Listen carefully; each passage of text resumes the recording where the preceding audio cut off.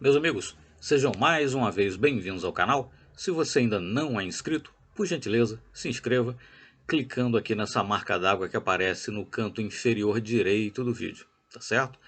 Porque o maior número de inscritos, likes, etc. são parâmetros que o algoritmo do YouTube utiliza para dar visibilidade ao canal, e tendo mais visibilidade, nós chegaremos a um número maior de pessoas e assim poderemos divulgar cada vez mais e melhor a maravilhosa doutrina dos espíritos. Por gentileza, colabore conosco na nossa modesta missão se inscrevendo no canal.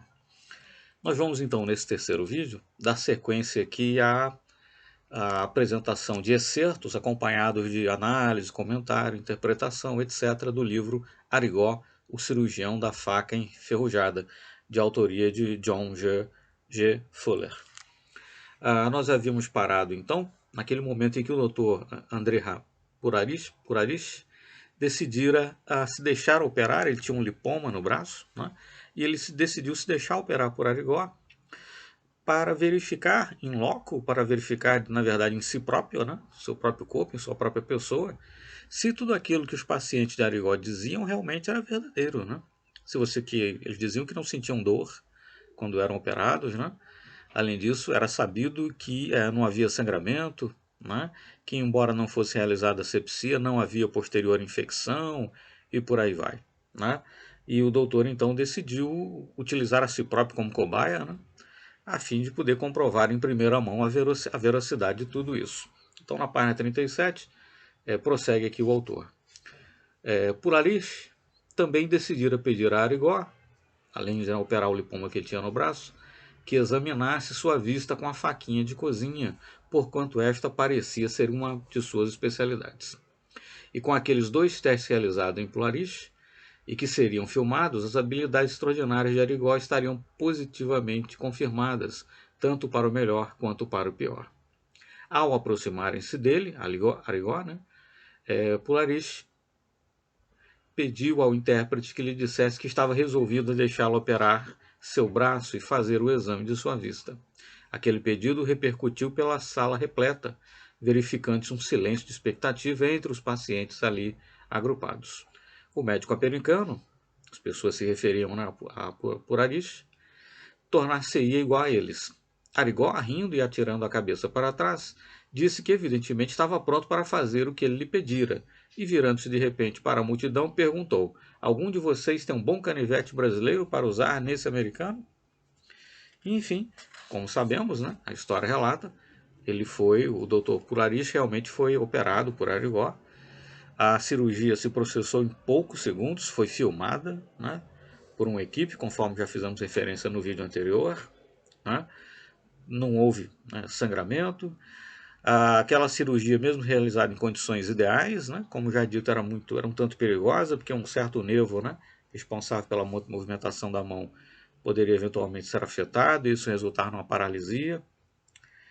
Além disso, quer dizer, uma cirurgia não demoraria, essa cirurgia demoraria em condições normais, mesmo em condições ótimas, uns tantos minutos, tá? Enfim, e não cerca de menos de 30 segundos, né? Enfim, as próprias pessoas que presenciaram divergiram um pouco com relação a isso, mas em todo caso foi filmado, quer dizer, mas foram menos de 30 segundos. Então, novamente, a habilidade cirúrgica extraordinária de Arigó, ou do Dr. Fritz, né, incorporado em Arigó, realmente espantosa. Prossegue então. O cientista americano tem coragem. Ele merece uma plateia. Isso é Arigó dizendo para as pessoas que estavam lá no centro espírita. Vou provar a este materialista o que o espírito pode realizar. Mas, meus irmãos, ele tem razão. Um cientista tem que arriscar todas as espécies de oportunidades. Pasteur, por exemplo, não se arriscou com os micróbios? É isto que um verdadeiro cientista costuma fazer, mas não aqueles que têm medo de vir até Congonhas. E agora demonstraremos algo que ele nunca viu nos Estados Unidos. O preâmbulo foi bem característico daquele estilo rude de Arigó, mas não era nem um pouco tranquilizador. Primeiramente, operaremos o braço, disse ele. Doutor, gire seu ombro. E agora tudo passava-se tão depressa que Purarish virou-se rapidamente para olhar a máquina de filmar. Risini já estava a postos. Belk e um dos intérpretes também já estavam esperando com suas câmeras. Todos os 3 pareciam incrivelmente tensos e nervosos. A operação seria filmada, numa tomada instantânea. Não podia ser repetida, e Purarish sentia-se apreensivo tanto por causa disso, como pela própria operação. Avisou ao outro intérprete para que refletisse a luz da bateria no teto, a fim de evitar que a imagem fosse queimada na lente. Em seguida virou-se novamente, preparando-se para ver Arigó fazer a cirurgia. Em pouco menos do que 30 segundos, algumas pessoas afirmaram que tinha sido menos que 10, Purarish sentiu alguma coisa molhada bater em sua mão juntamente com a própria faca. Olhou para baixo e viu a forma sangrenta do lipoma e a faquinha que Arigó usara para extraí-lo.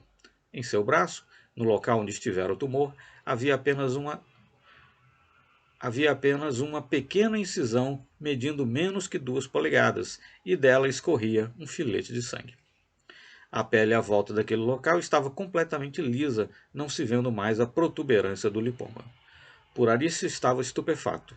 Não sentira a mínima dor em seu braço, apenas uma sensação muito ligeira e vaga. Os outros tinham observado tudo com incredulidade.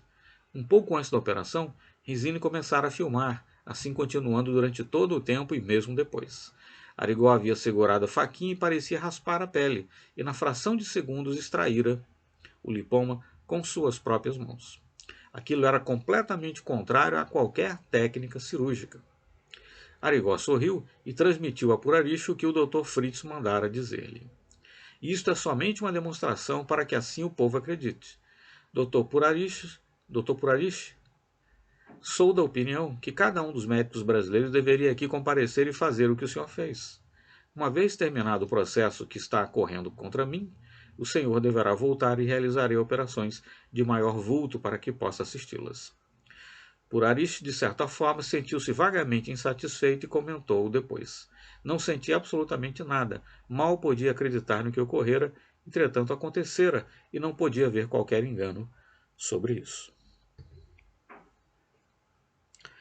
Mais adiante, havia ainda a perspectiva de um outro fator que teria maior significação. Arigó não lavara nem desinfetara a faca e nem a região onde se processaria a cirurgia. Toda aquela parte permanecera sem nenhuma asepsia, e nesta circunstância seria muito possível sobrevir uma septicemia, a não ser que fosse logo iniciado um tratamento com antibióticos. Caso, porém, a ferida cicatrizasse adequadamente, esta então seria uma outra prova dos poderes de Arigó. Purarish decidiu evitar qualquer antisséptico na ferida, abstendo-se de tomar um antibiótico, a não ser que mais tarde sobreviesse uma infecção. Permitiu que Altimiro, o assistente de Arigó, aquele que falava baixinho e que datilografava as receitas, e também encarregado dos curativos, passasse uma gaze não esterilizada por cima do corte. Purarish sentia ter dado agora o grande passo. Podia afirmar que não se tratava de um fato à meia-luz, mas sim um fato real e válido. Aquele caipira brasileiro tratava num dia mais pacientes do que qualquer centro médico importante numa semana, empregando apenas uma faquinha e alguns outros instrumentos que eram mantidos numa espécie de vasilha de cozinha, mais uma caneta velha e um bloco de papel. Fosse como fosse, Arigó era uma espécie de gênio médico indefinível. Né? Então o médico americano pôde comprovar em primeira mão, na verdade pôde comprovar no seu próprio corpo, né? A grande habilidade cirúrgica de Arigó, que havia de fenomenal, né? No que ele realizava. Né? Quer o indivíduo acreditasse ou não na questão da existência, né, de um espírito desencarnado atuando através de Arigó, quer não acreditasse, mas os fatos eram os fatos. E o que havia de fenomenal neles era absolutamente inquestionável. Né? Arigó, posteriormente, então, na sequência aqui do livro, Arigó diria para eles, então. Quando Purarish perguntou-lhe se ficaria aborrecido caso ele voltasse com uma equipe médica para pesquisas mais prolongadas, Arigó respondeu que se tudo fosse feito de um modo correto, isto até o ajudaria imensamente, pois até aquele dia ninguém avaliara seu trabalho pelo lado científico. Declarou ainda que entre seus pacientes havia alguns médicos, mas nunca tinham confessado nada, tendo medo de represálias profissionais. Acrescentou também que vários bispos, freiras e sacerdotes tinham vindo até Congonhas para serem tratados, mas que a igreja permanecia contra ele. Era evidente que o governo também era contra, sendo o promotor público do estado de Minas Gerais quem estava dando andamento ao processo. Tanto os advogados como os juízes e legisladores mostravam-se muito complacentes, mas incapazes de cooperar de alguma forma, devido ao fato previsto no Código Penal, e contudo muitos deles já o haviam procurado para um tratamento. Né? Então muitas pessoas, incluindo membros aí do Poder Judiciário e da Igreja, e mesmo da classe médica, né? Classe médica e Igreja, que cerrariam fileiras aí contra Arigó, muitos dos membros dessas duas classes, na verdade, procuraram Arigó, foram por ele tratados, foram por ele curados, né? Mas mesmo assim, quer dizer, cada pessoa é uma pessoa e, enfim, como classe, como categoria, tanto a classe médica quanto a Igreja perseguiram efetivamente Arigó. Enfim, já falamos disso aqui nos outros vídeos, né, que já vieram para o canal, o primeiro e o segundo, e também não deixe de acompanhar os vídeos da série a Cirurgias Espirituais de José Arigó, comentando o livro de mesmo título, tá certo? E também os vídeos Vida, Mediunidade e Martírio, comentando o livro da obra de Herculano Pires, enfim, muitas desses fatos são já lá comentados. Antes de saírem, Belk pediu a Arigó que lhe desse uma receita para a dor que sentia nas costas. Para fazer o diagnóstico, ele apenas lançou-lhe um olhar casual. Arigó lançou para ele apenas um olhar casual, como era comum, inclusive. Arigó atendia muito rapidamente, não conversava com a pessoa, mal ela sentava, a receita já estava pronta. Né? Enquanto sua mão direita escrevia automaticamente. Altimiro datilografou a receita com a velocidade de uma metralhadora. Puraris achou que aquela receita era um absurdo incrível para o que se destinava e completamente irracional do ponto de vista médico. Além do mais, as doses eram maciças, o que parecia completamente inusitado. Além dos comprimidos de vitamina B12, ela incluía Novazolon e Livizin, duas enzimas digestivas, e Pancreon, uma enzima para o pâncreas. Então, nesse momento, vale a pena repetirmos aqui, repisarmos um comentário que já fizemos, mas acho que nunca é demais. Nem todos os casos que eram levados até Arigó eram cirurgiados, nem todos os casos eram resolvíveis com cirurgia. Né? Alguns eram resolvidos com medicação. Mas detalhe, Arigó não recomendava chás ou, enfim, fitoterápicos em geral. Ele recomendava, na verdade, medicamentos da chamada alopatia, muitos deles tão modernos que não haviam sequer ainda chegado ao país. Né? E, além disso, acontecia isso que acabamos de descrever. Um médico, digamos, treinado, um médico de profissão, acharia aquelas receitas de Arigó na sua maior parte absurdas. Né? As doses recomendadas eram absolutamente, em muitos casos, cavalares, né? Em princípio passíveis de causar dano ao paciente. E além disso, como nesse caso, os medicamentos receitados aparentemente não tinham nada a ver com o problema do qual o paciente se queixava. Né? E essas receitas aparentemente absurdas, sim, funcionavam. Mas um outro comentário que já fizemos que aqui também merece ser repisado é o seguinte: fosse qual fosse a função desses medicamentos, eles eram necessários. Se assim não fosse, Arigó ou o Dr. Fritz, através de Arigó, não os prescreveria. Não teria sentido. Se a cura pudesse ser feita simplesmente com a intervenção dos espíritos, não seria sentido que alguma medicação, e em princípio, inclusive, medicamentos muito modernos, em doses cavalares, etc., fossem receitados. Né? Se o objetivo de receitar algum medicamento fosse simplesmente simbólico, ou coisa que valha, enfim, a fim de pacificar o paciente, de reconfortá-lo de alguma forma, então se poderia receitar AS infantil, um medicamento qualquer banal, enfim. Não seria necessário receitar, como muitas vezes, antibióticos ou outros medicamentos em doses cavalares e muitos deles modernos, enfim. Então, de alguma forma, a espiritualidade, não obstante os seus poderes aumentados em relação a nós encarnados, necessitava sim, para a cura daqueles pacientes, necessitava sim do concurso, da intermediação desses fármacos que eram receitados. Mas detalhe, muitas das receitas todas, aliás, que Arigó prescrevia, funcionavam quando eram prescritas por ele. Se prescritas a mesma receita por uma outra pessoa, não funcionava. Quer dizer, havia por certo o concurso da espiritualidade também, mas em todo caso, como muitos medicamentos, e modernos inclusive, e não medicamentos quaisquer, e não sempre os mesmos medicamentos para todos os problemas, mas enfim, mudava-se realmente a receita dependendo do problema do paciente. Isso prova que, não obstante os poderes, né, da espiritualidade, a atuação desses medicamentos era, sim, de alguma forma necessária, né? Ou seja, é aquilo que já sabemos, não existe o sobrenatural, o que existe é o natural, que nós não compreendemos, né? Bom, quaisquer explicações que porventura existissem sobre as receitas extraordinárias e desconcertantes de Arigó eram completamente vagas. Os pacientes tinham informado que tais receitas produziam efeito quando dadas por ele, mas que isto não ocorria se dadas por qualquer outra pessoa. Quanto a isto não havia dúvida, a farmacologia de Arigó era tão misteriosa quanto a sua cirurgia.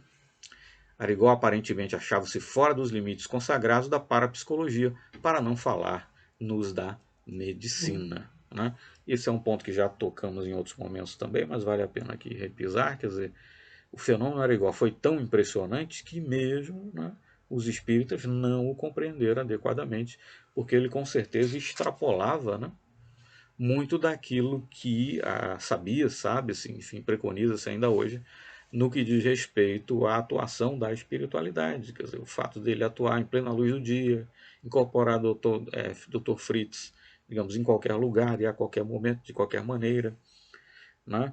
Aquela história de ter que haver um preparo, e agir na penumbra ou qualquer coisa assim, isso nunca aconteceu, quer dizer, enfim, mesmo para os espíritas, com certeza Arigó era um fenômeno absolutamente extraordinário, contrariava, né, muitos dos paradigmas, ou pelo menos alguns dos paradigmas da doutrina, né, os conhecimentos da doutrina, e por certo não foi devidamente compreendido pelos espíritas. Aparece aí nos slides o senador, deputado, depois senador Lúcio Bittencourt, né, que foi na verdade a primeira pessoa a ser cirurgiada por Arigó.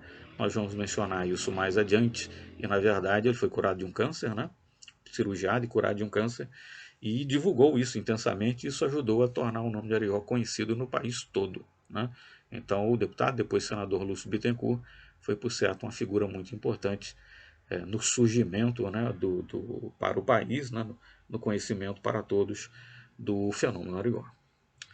Quando Belk e Purari chegaram em São Paulo, a primeira notícia que receberam de Resine foi que o filme acabara sendo um sucesso. Jorge Resine, né, que realizaram o filme, inclusive um filme dele, enfim, vamos postar ainda aqui no canal. Um fragmento, né, que ainda subsiste. E ele lhes disse pelo telefone que a operação estava perfeitamente visível, etc, etc. Enfim, apesar de todas as provas evidentes contidas nos filmes, apesar das informações preliminares e apesar da observação direta de centenas de casos realizado pelos americanos, tudo indicava que a batalha prosseguiria com dificuldade a fim de solicitar apoio para as futuras pesquisas que se faziam necessárias. O próprio fato de Arigó afirmar encarnar o espírito de um médico alemão falecido era o bastante para afastar os cientistas, que de qualquer outro modo teriam se interessado. Isto também deixou Purarish e Belk aborrecidos, abalando a credulidade de ambos. Era uma coisa incrível aceitar-se aquelas provas empíricas documentadas sem considerar-se o conceito tão espantoso para um espírito prático e que anulava qualquer investigação inteligente antes mesmo de ser iniciada. E contudo, aquela estranha alegação de encarnação de um espírito não podia ser ignorada ou enterrada, uma vez que Arigó insistia, dizendo que não só ele fazia parte integrante de seu trabalho, mas era a essência de toda sua perícia e poderes extraordinários. Muito longe de intensificar a explicação a respeito do que Arigó fazia e como era capaz de fazê-lo, aquilo representava um obstáculo. Um cientista que se levantasse ante o auditório de uma organização internacional e começasse a falar sobre Arigó com relação ao Dr. Fritz estaria sujeito a ser vaiado. Né? Então a dificuldade do Dr. Purarish, daqueles que o acompanhavam e que sentiam a necessidade, né, era evidente que muito mais pesquisa e investigação seria necessário, mas de convencer outros profissionais da medicina, outros cientistas, de conseguir apoio financeiro, etc., se eles tocassem nessa questão. Olha, aquele cidadão opera, mas ele mesmo diz que não é ele que faz isso, que tudo extraordinário que ele faz, na verdade, é por conta de um espírito que ele incorpora. Né? Imagine-se na comunidade, né? Muitos membros da comunidade científica estribuchando, né? Subindo nas tamancas, ouvindo uma coisa dessa. e colocaria em desprestígio, em descrédito, inclusive, do Dr. Pularich, a sua equipe, enfim, e tornaria muito difícil conseguir mais apoio. Então, a dificuldade era imensa nesse sentido também. O que houve de mais interessante nas declarações de Altimiro, que era um cidadão que ajudava Arigó, fazia parte da equipe, né, que ajudava Arigó, a equipe de encarnados, né, enfim, pessoas que atuavam com ele no centro, foi que Frei Fabiano de Cristo, o monge do século XIII, o qual supunham ser uma das fontes de poder de Arigó, tinha uma radiação verde, sendo ela a origem de eficiência das suas operações. Já mencionamos isso aqui em outro momento, né? E aquela radiação anulava a dor, a necessidade de antissépticos, controlava o fluxo sanguíneo nas cirurgias, etc. Ela era invisível para Pularich e para mim. Arigó e seus auxiliares não podiam explicar o fato e após 5 anos aceitaram-no como sendo realidade. Talvez eu precisasse de óculos. Né? Mas já foi mencionado aqui que essa luz verde, né, era responsável pela anestesia, asepsia, quando ela vinha em excesso, né, já foi relatado aqui, pessoas inclusive às vezes desmaiavam, etc. Quer dizer, era um poder vindo da espiritualidade, algo que está fora da nossa compreensão e do nosso poder, mas que para a espiritualidade é real. E tanto é real, no sentido de que um anestésico, né, nosso também é real, que quando era ministrado em excesso, as pessoas ficavam sonolentas, algumas desmaiavam, etc. Quer dizer, havia uma dosagem certa também, né, para essa luz verde aí, para essa anestesia vindo, né, do mundo espiritual. Né? Mas enfim, vamos aqui dar um salto já um pouco maior, né, para podermos avançar um pouco mais na obra, e vai chegar justamente ao momento em que se relata a primeira cirurgia que foi feita por Arigó, né,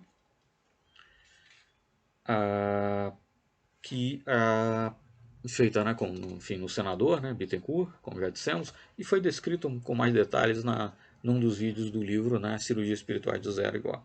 Mas enfim, chega-se então nesse ponto mais adiante, né, que nós já mencionamos aqui em outros vídeos, vamos passar um pouco mais rapidamente, né, mas enfim.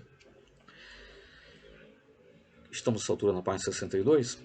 Costumava falar abertamente, isso o autor se referindo a Arigó, e sem rodeios, indiferente às sutilezas e requintes da linguagem. Aqui é interessante que nos dá um retrato do homem Arigó, como ele se comportava, como ele era, como ele agia, né? Enfim.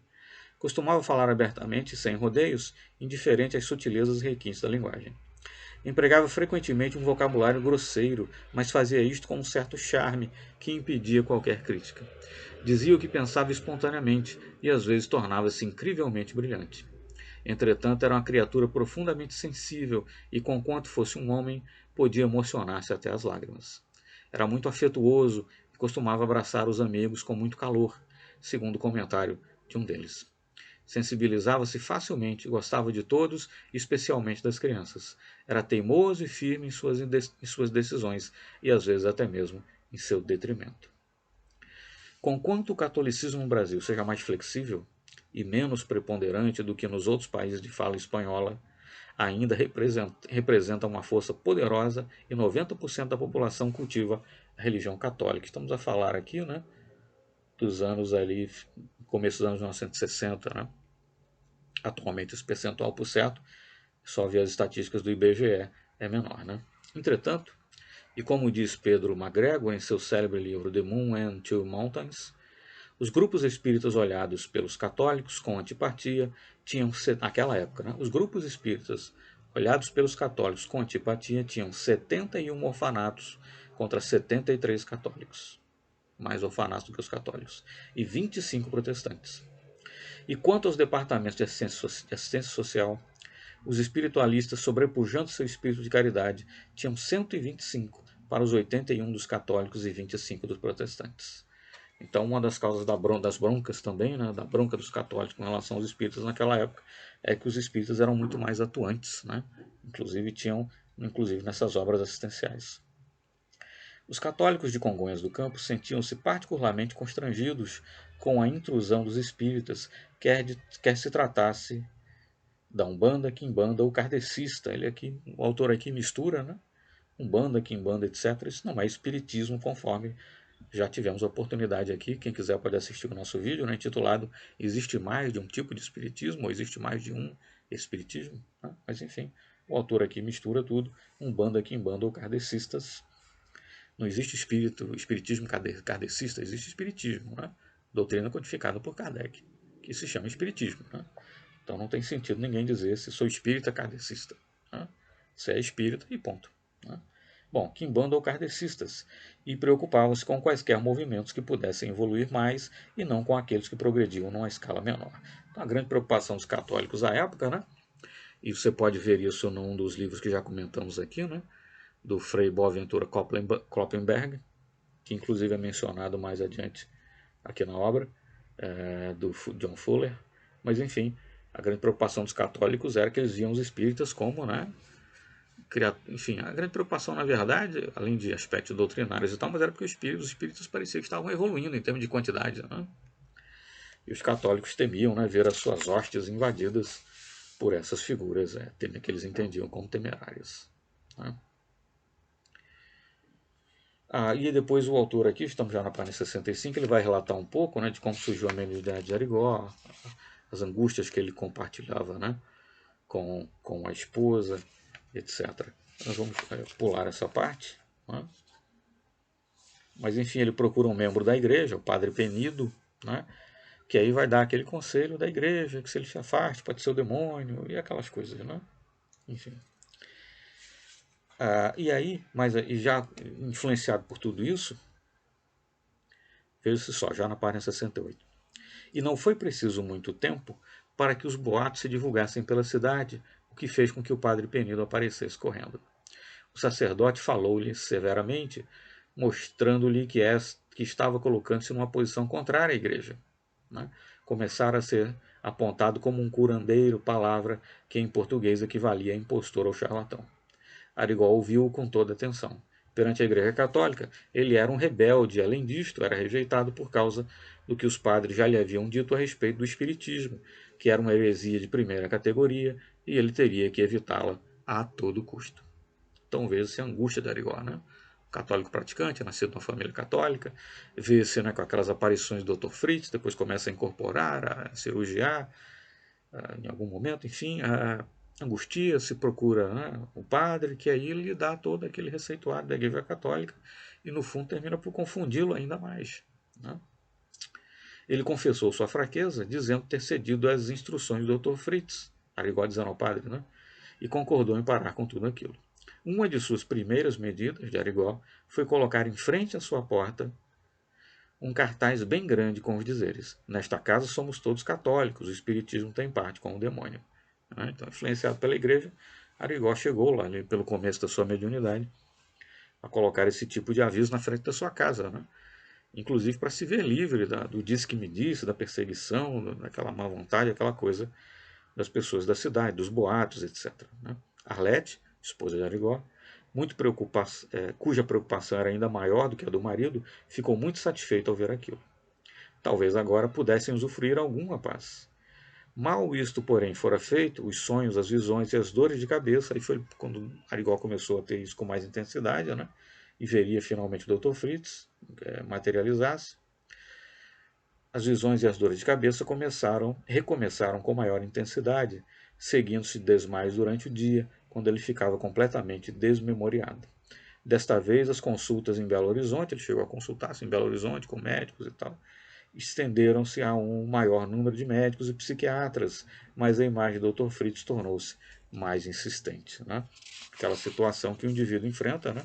Acha que é o demônio, as pessoas não o entendem, ele acha que está perdendo a sanidade, procura ajuda médica, procura muitas vezes ajuda na igreja, e tudo que consegue é ouvir as interpretações, as receitas, digamos assim, que o mundo da medicina lhe dará, que a Igreja Católica lhe dará, que não são suficientes para explicar as questões relativas à espiritualidade, que não são suficientes para entender as questões relativas à espiritualidade, que vão muitas vezes a simplesmente ajudar a confundir e angustiar ainda mais o indivíduo, como foi o caso aqui com Arigó. Né? E aí, então, aí sim, já na página 72 e 73, né, menciona-se todo aquele episódio com detalhes, né, da primeira cirurgia que Arigó realizou quando se hospedara num quarto vizinho, no mesmo hotel em que estava hospedado o senador Bittencourt, né? Mas enfim, isso já foi descrito com detalhe num dos vídeos aqui do livro, dos comentários do livro Cirurgia Espirituais de José Arigó. Nós vamos então evitar de fazer novamente os comentários com detalhes, né? Mas o fato é que Arigó, inconsciente, levantou-se, foi até o quarto do senador, cirurgiou, voltou, dormiu. O senador no dia seguinte contou-lhe o que ocorrera, mostrou-lhe a camisa manchada de sangue, etc. E Arigó simplesmente não acreditou, porque não se lembrava de nada, e essa foi a primeira cirurgia que Arigó fez. E um dado importante que vale a pena mencionar, o próprio senador Bittencourt viu, né, materializar diante dele o Dr. Fritz, né, e mais outros membros da equipe, né. Enfim, então o Dr. Fritz, nesse caso, materializou-se efetivamente, outros membros da equipe também, tanto é que alguém que não era médium, no princípio, como o senador Bittencourt, conseguiu vê-lo, né, conseguiu enxergar ali. Essa foi a primeira cirurgia feita por Arigó. O senador divulgou muito isso, e chegou até a imprensa, circulou pelo país todo, e foi aqui foi o estopim, né, que tornaria Arigó conhecido em todo o país. Em todo o país.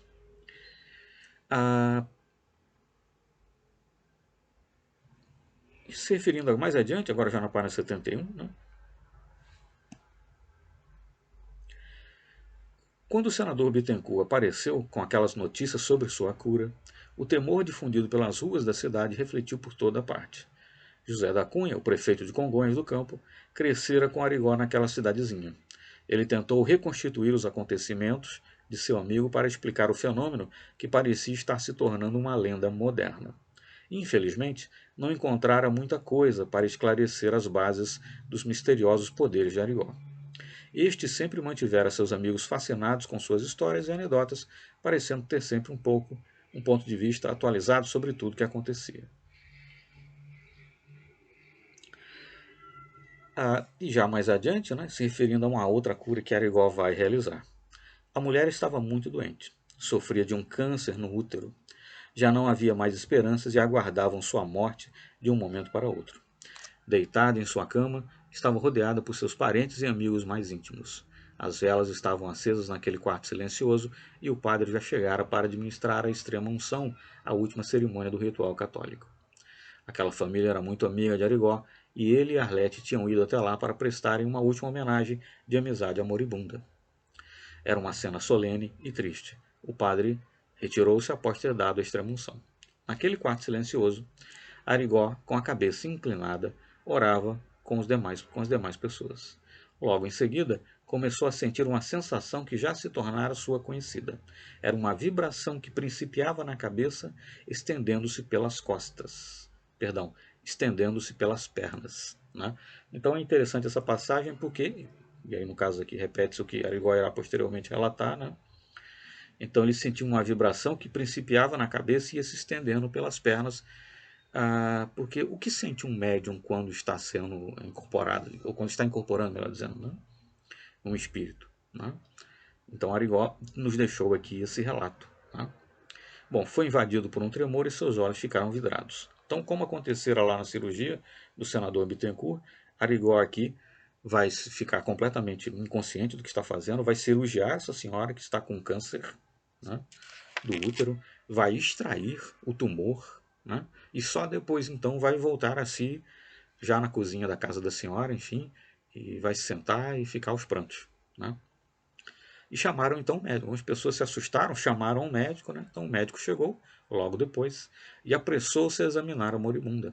A primeira coisa que fez foi observar se havia uma hemorragia, mas não havia. A paciente estava consciente, não sentira nenhuma dor e não tinha muita certeza do que ocorrera com ela. O pulso e as batidas do coração estavam normais. Não sentira qualquer espécie de sofrimento durante ou após o que sucedera, no caso uma cirurgia de grandes proporções, né? E no momento sentia um grande alívio. O médico virou-se para os presentes, pedindo-lhes uma explicação do que ocorrera. Eles contaram detalhadamente o que haviam presenciado. Em seguida, o médico foi examinar o tumor. Não havia nenhuma dúvida de que era um tumor uterino e, mais ainda, pelo seu tamanho, não podia ser considerado operável. Ele embrulhou para levá-lo a fim de fazer testes adicionais. Voltou novamente para o lado da paciente, tornando a examiná-la. Aquele era incontestavelmente o caso mais estranho que já encontrara em toda a sua vida médica, até mesmo na história da medicina. Qual seria o prognóstico para sua paciente? Não tinha meios de especificar. Mas a informação que recebeu finalmente alguns dias depois foi que a mulher estava melhorando. Este caso, logo após aquele do senador Bittencourt, abalou a cidade completamente. Então, assim como acontecera lá com o senador Bittencourt, Arigó incorporou o Dr. Fritz, ficou completamente consciente do que estava a fazer, cirurgiou uma pessoa, uma cirurgia de grandes proporções, só depois então voltou a si. Veja-se que impressionante. E já desde esse tempo, cirurgia não havia sangramento, o paciente não sentia dor, por mais que não houvesse asepsia, não havia infecção depois e por aí vai. Ele, no caso Arigó, tentou resistir, mas aquele impulso instigado pelo Dr. Fritz não lhe daria mais descanso. E quando aquela mulher que estivera moribunda e a quem operara numa emergência voltou à sua vida normal, ele sentiu mais do que nunca aquele ímpeto irresistível para auxiliar aos que lhe suplicavam um tratamento. Finalmente, uma bela manhã, quando uma centena de pessoas esperava à sua porta, Arigó abriu-a, deixando que elas entrassem de uma em uma. Então, depois dessa cirurgia do senador Bittencourt, dessa senhora, ele viu o bem que havia feito para ela, viu uma senhora que estava declarada como com uma doença incurável, tinha um tumor uterino, inclusive, enfim, câncer, desenganada pelos médicos, como se diz, e ele viu essa senhora voltar à sua vida normal. Ele percebeu, imagina-se a alegria que ele não sentiu, enfim, descobrindo que podia, através do Dr. Fritz, é claro, o Dr. Fritz atuando através dele, enfim, o bem que ele não podia praticar, o número de pessoas que ele talvez não pudesse beneficiar. E assim, quando as pessoas começaram espontaneamente a se juntar, a formar uma fila na frente da sua casa, um belo dia ele abriu as portas e deixou que elas entrassem, e a partir daí começou, rendeu-se, digamos assim, entendeu que aquela era a sua missão, que aquele era o seu dever, ajudar as pessoas, ajudar a curá-las, ajudar a fazer com que elas se estabelecessem, livrá-las, enfim, dos seus males. Mas naquele dia, ao terminar, lembrava-se pouco ou quase nada do que fizera. Está fazendo referência aqui ao primeiro atendimento, de muitas pessoas assim feito por Arigó. Contaram-lhe que ele tinha até escrito receitas complicadas usando os termos corretos da farmacologia e que também fizeram operações empregando uma faca de cozinha ou simples tesouras. Então, nesse primeiro atendimento em larga escala, digamos assim, de um grande número de pessoas, de novo Arigó, depois não se recordava do que houvera feito, ficou sabendo através do que as pessoas lhe contaram. Não perguntou nada a nenhum dos pacientes. Seu diagnóstico fora instantâneo e dado no mesmo momento em que a pessoa dele se aproximava. Ou ele dava uma receita, ou então pegava a faca para operar. Quer dizer, nem tudo era operável, nem tudo requeria cirurgia. E mais uma vez, as pessoas não tinham sentido dor, não houvera sangramento, e tudo fora feito sem nenhuma preocupação de asepsia. Mas o que mais surpreendera as várias pessoas que lá se encontravam foi o fato dele falar quase o tempo todo com um sotaque alemão. E dia após dia, Arigó continuou atendendo aos doentes. Sua vida doméstica tornou-se um verdadeiro caos, e ele continuava a lembrar-se pouco ou nada do que acontecia. Um véu amnésio descia sobre ele, desde o momento da entrada do primeiro paciente até o último retirar-se. Mas deste caos surgiram dois resultados muito evidentes. Suas visões e as dores de cabeça cessaram, e cada um dos pacientes ia divulgando as curas realizadas, incluindo algumas consideradas pelos médicos como sendo casos fatais. Então, aqueles sinais e sintomas que Ari costumava ter, dores de cabeça, etc., visões, etc., quando ele se rendeu, digamos assim, começou a cumprir a sua missão de atuar curando as pessoas, tudo isso cessou. Nesse sentido, finalmente ele teve alguma paz, porque aí viriam então as atribulações de atender tantas pessoas e tantas pessoas querendo ser curadas, e vai ser atacado pela igreja, vai ser atacado pela classe médica, e vai ser caluniado, injuriado, difamado de todas as formas, enfim, não será nem um pouco fácil na sua vida, não obstante todo o bem que ele fazia, não obstante ser tão bem quisto por tanta gente. Muito em breve, Arigó recebeu a visita de um homem chamado Orlando Ferreira, que era o líder do grupo kardecista em Congonhas do Campo. A esta altura, aquele cavalheiro já não tinha mais dúvidas de que a comunicação anterior com o Dr. Fritz, por intermédio de seu próprio médium, era legítima, né? Então, no centro, não sei se era dirigido, mas creio que sim, né, pelo senhor Orlando Ferreira, houve, através de um dos seus médios, uma comunicação do Dr. Fritz. Né? Assim disse ele. Com o Dr. Fritz, por intermédio de seu próprio médio, era legítimo. Mostrou-se solene ao falar com Arigó, explicando nos termos da filosofia de Kardec o que estava ocorrendo. Né? Então, é bom lembrar que Arigó ele não era espírita, era católica, família católica, enfim, quando viu-se, né, enfim, confuso, perplexo, angustiado diante dos fenômenos, né, espíritas que presenciava e dos quais era agente, procurou a igreja, procurou médicos, achando que talvez tivesse até a perder a sanidade, enfim. E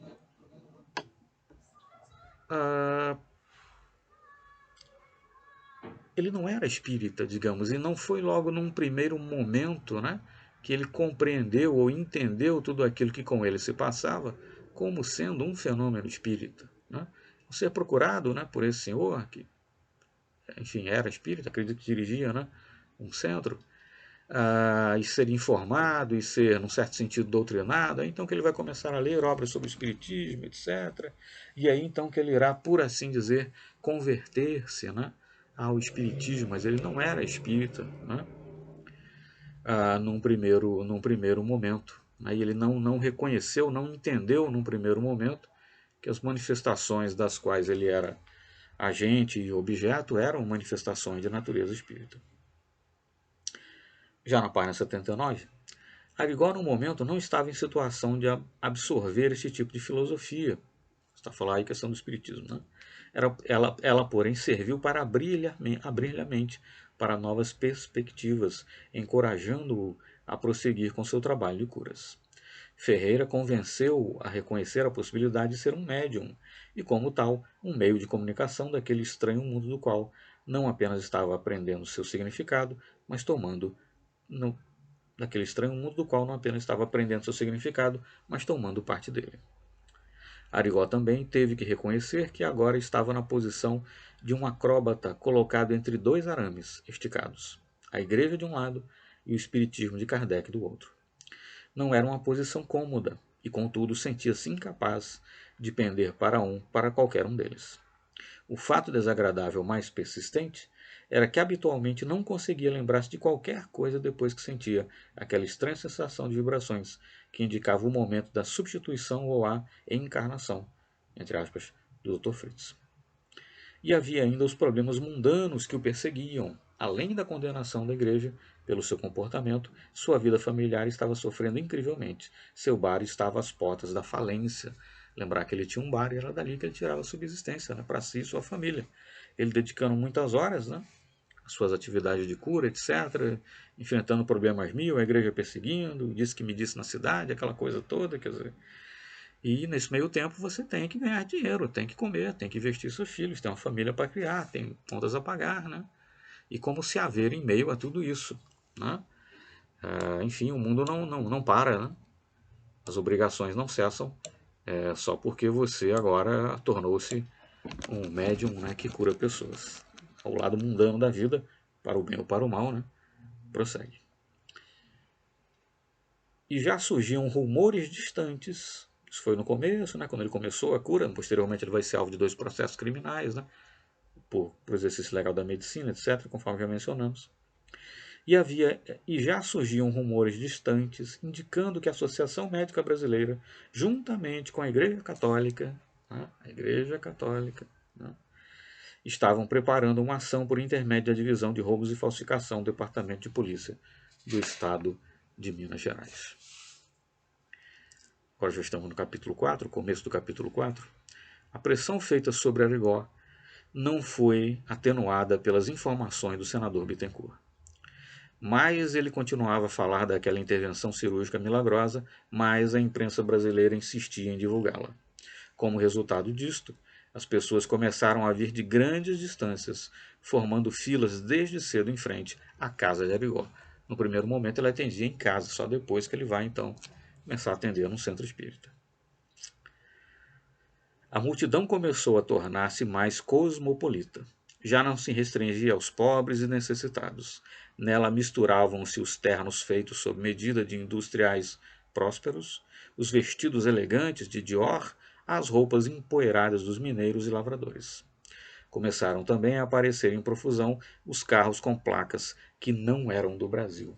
Então, pessoas de todas as partes do Brasil, de todas as classes sociais, e inclusive pessoas também vindas do exterior, notadamente aqui de países da América do Sul, Argentina, vinham muitas pessoas, enfim, começaram a comparecer aí a Congonhas em busca de cura com Arigó. E Arigó trabalhava incansavelmente, murmurando continuamente aquelas palavras alemãs, um idioma que ele não sabia nem estudara, dando ordens em voz alta e num tom autoritário, pegando uma faca e investindo para os pacientes passivos, ou contra os pacientes passivos, nos quais, por motivos desconhecidos, nunca se esquivavam ou resistiam. O farmacêutico da cidade encontrou dificuldade para para ter em estoque aqueles remédios esquisitos dos quais nunca ouvira falar até então. A maioria deles, conforme ficou sabendo pelos mais entendidos, era de origem alemã. Alguns eram tão modernos que nem mesmo haviam chegado aos depósitos farmacêuticos do Rio de Janeiro ou de São Paulo. Outros ainda eram muito antigos, não tendo sido receitados há vários anos. Também havia isso, né? Medicamentos, digamos assim, obsoletos, né? Mas como já mencionamos, quer dizer, as receitas aparentemente esdrúxulas, né, receitadas por Arigó, ou pelo Dr. Fritz através de Arigó, enfim. Se a utilização desses medicamentos alopáticos era necessária, a utilização deles era necessária, alguns medicamentos ultramodernos e outros, na verdade, né, já em desuso, ou já não mais em uso, enfim, era porque a espiritualidade sozinha não tinha como resolver a questão. Então, de alguma forma, o concurso daquelas substâncias, bem entendido, de alguma forma também somada à atuação da espiritualidade sobre o indivíduo, talvez, ou sobre aquelas substâncias químicas, como fosse, né? Visto que receitadas por outras pessoas aquelas receitas não funcionavam, né? Apenas quando receitadas por Arió. Mas, enfim, se a espiritualidade receitava, então é porque a utilização daquelas substâncias era necessária. Não era apenas um efeito placebo, uma figuração ou coisa assim. Senão poderia se receitar qualquer medicamento mais simples ou receitar o mesmo medicamento para todos os problemas, o que não era o caso, né? Bom, sua vida familiar, de Arigó, né, começara a sofrer as consequências e Arlete, a esposa dele, continuava silenciosamente paciente, intrigada e levada por aquela onda de acontecimentos. No fim de um longo dia e de uma tarde de trabalho do marido, tinha que limpar os vômitos e, às vezes, um pouco de sangue. Lembrar que ela atendia em casa e, evidentemente, né, resíduos, digamos assim, desses atendimentos ficavam pela casa. E era a sua esposa, Dona Arlete, que tinha depois que haver com tudo isso, né? Inexplicavelmente, Arigó também vomitava, como se tivesse absorvido alguma das doenças de seus pacientes, ficando com os olhos lacrimejantes e sem que pudesse evitar, de sua boca saía uma quantidade de um líquido aquoso e límpido, né? Então, um fenômeno muito curioso, algo do gênero, né? Veja aqui no canal, enfim, comentários sobre o filme, né? A Espera de um Milagre, né? O personagem do filme lá tem algo similar, né? Como se ele tragasse para dentro de si a doença do paciente e depois ele expele pela boca, né? Ele exibia esse tipo de fenômeno, né? Ilustrando que a mediunidade de Arigó realmente era multifacetada, né? Um médium, então, absolutamente extraordinário, tanto na sua mediunidade multifacetada, né? Médio audiente, vidente, enfim, de incorporação, etc.,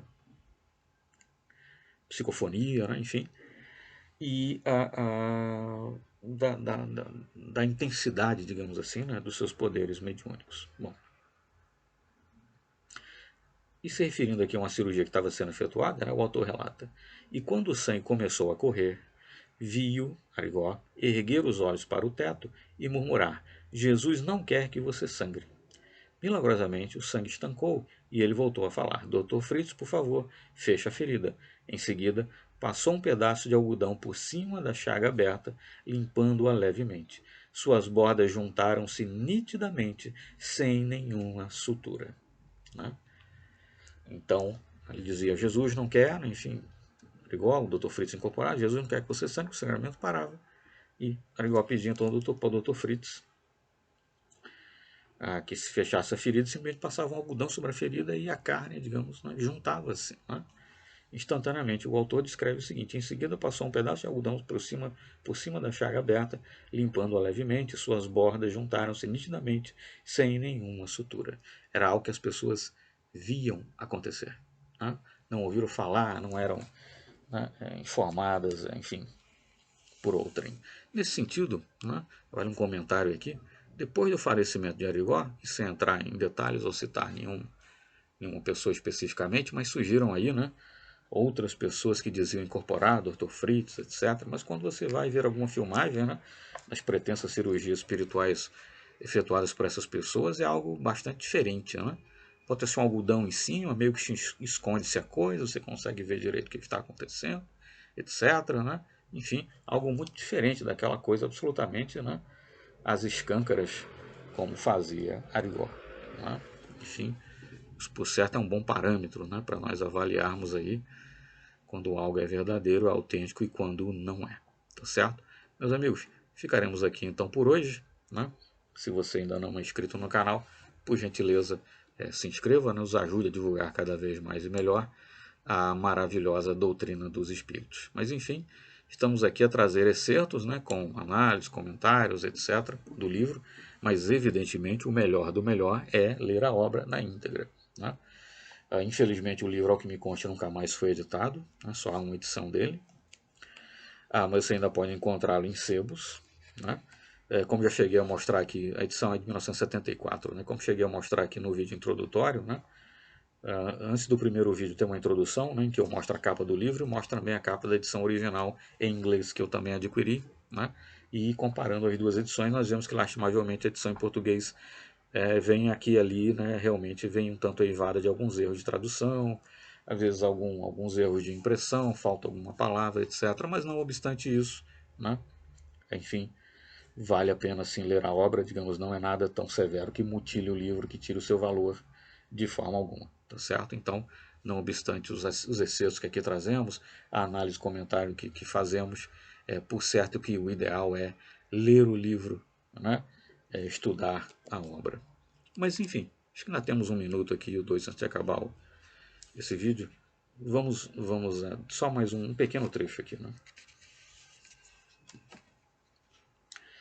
Apesar de seus dramas de consciência devido ao conflito entre a igreja e Arigó, Altimiro, aquele senhor que ajudava Arigó, né, no centro, tornou-se um auxiliar precioso. Não demorou muito para ser capaz de datilografar aqueles rabiscos ilegíveis das receitas que Arigó escrevia. Além disso, Altimiro organizou um sistema pelo qual distribuía cartões numerados às pessoas que ficavam na fila, e assim o primeiro a chegar era o primeiro a ser atendido. Arigó não conseguia ainda a aprovação de toda a igreja, mas isto era apenas uma questão de tempo. Reunir alguns simpatizantes, incluindo o padre Pascoal, sendo eles os encarregados da estação radiofônica da igreja, situada no alto de uma colina, ao lado daquela de Bom Jesus, ficando à sombra das estátuas do Aleijadinho. Após terem algumas investigações sigilosas, convenceram-se de que Arigó estava obtendo resultados sem precedentes. Julgavam que, mais do que censuras, faziam-se mister realizar um estudo científico. Estavam inclinados a encarar o fenômeno mais pelo lado da parapsicologia do que do espiritismo, e desta forma, Arigó teria uma oportunidade melhor de ser aceito pela igreja. Né? Então, Arigó tinha, em todo caso, dentre membros da igreja, alguns simpatizantes, digamos assim, mas que pretendiam, né, levar a coisa para o lado da parapsicologia, deixando de lado, digamos assim, a questão espírita, né, e com isso, possivelmente, então, Arigó, entendiam eles, se tornariam mesmo para a igreja católica uma figura algo mais palatável, digamos assim. Né? Mas, não obstante a esse apoio de alguns membros da igreja, um deles aqui foi mencionado, o que a igreja da própria cidade, a igreja católica em geral de Minas, fez foi perseguir severamente Arigó. Né? No livro da dona Leida, né, Cirurgia Espiritual de José Arigó, há uma passagem que inclusive ela cita uma coisa bizonha, né, que a igreja chegou a fechar a água da cidade, né, para atrapalhar, né, um dia em que havia caravanas na cidade à procura de Arigó, enfim, coisas terríveis, né? Coisas realmente baixas, vulgares, enfim, coisas do arco da velha, digamos assim, né, foram feitas. E no âmbito legal, a própria igreja fez força, né, carregou peso aí para que a Igor fosse processado como foi efetivamente, por 2 vezes. Tá certo? Agora sim, vamos nos despedir por hoje. Enfim, se esse vídeo lhe trouxe alguma informação útil, se inscreva no canal, colabore conosco, nos ajude a divulgar cada vez mais e melhor a maravilhosa doutrina dos espíritos. Muito obrigado então, meus amigos, e até a continuidade aqui então da nossa análise e interpretação do livro Cirurgias Espirituais de José Arigó, um livro realmente cuja leitura recomendo fortemente a todos. Muito obrigado.